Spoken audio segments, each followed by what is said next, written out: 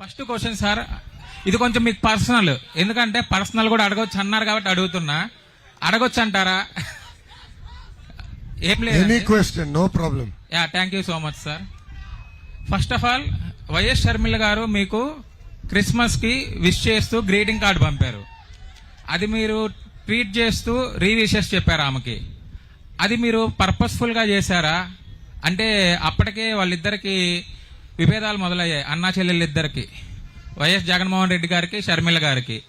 అంటే మీరు కావాలనే పర్పస్ఫుల్ గా దాన్ని తీవ్ర స్థాయికి తీసుకెళ్లాలని చేశారా, లేదంటే క్యాజువల్ గా చేశారా?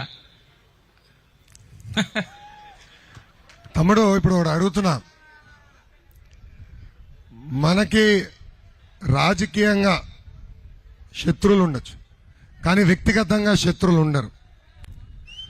సో షర్మిల గారు ఆనాడు క్రిస్మస్కి కేక్ పంపించారు. ఆ జెస్చర్ నాకు నచ్చింది, ఎందుకంటే రాజకీయాలు గౌరవించుకోవాలి. దాంట్లో భాగంగా ఆమె కేక్ పంపించారు, దానికి నేను ట్వీట్ పెట్టా, థ్యాంక్ యూ వెరీ మచ్ అని. ఎందుకంటే షర్మిల గారి నంబర్ నా దగ్గర లేదు, అందుకే నేను ట్వీట్ చేశా.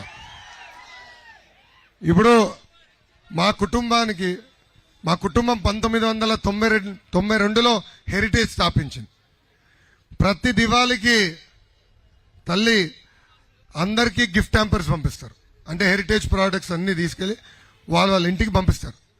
ప్రతిపక్షంలో అంటే ఇప్పుడు అధికార పార్టీలో ఉన్న మంత్రులకి ఇటు ఆంధ్ర రాష్ట్రం కానీ, తెలంగాణలో కానీ, తమిళనాడులో కానీ, కర్ణాటకలో కానీ మేము పంపిస్తాం. ఎందుకంటే that is one way of respecting people. అది చేస్తాం అంతే తప్ప దాని ఇంకా వేరే ఆలోచన నాకేం లేదు. దయచేసి ప్రతి ట్వీట్ని రాజకీయ కోణంలో చూడద్దు, మానవత్వం చూడండి. బ్యాండేజ్ బబులుకి మానవత్వం ఉండకపోవచ్చు, కానీ మీ లోకేష్కి మానవత్వం ఉండదు. రాజకీయాల్లో ఉంటాం, రాజకీయాల్లో మేము విభేదిస్తాం, అది డిఫరెంట్. కానీ ఏనాడు వ్యక్తిగతంగా మేము తీసుకెళ్లేదు. మా పోరాటం వ్యక్తిగతంగా ఎప్పుడు లేదు. రాజశేఖర్ రెడ్డి గారు ముఖ్యమంత్రిగా ఉన్నప్పుడు కూడా వ్యక్తిగతంగా మాట్లాడాల.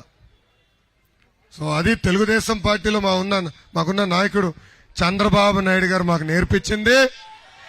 ఆ సిద్ధాంతాలకి మేము కట్టుబడి ఉన్నాం. Thank you.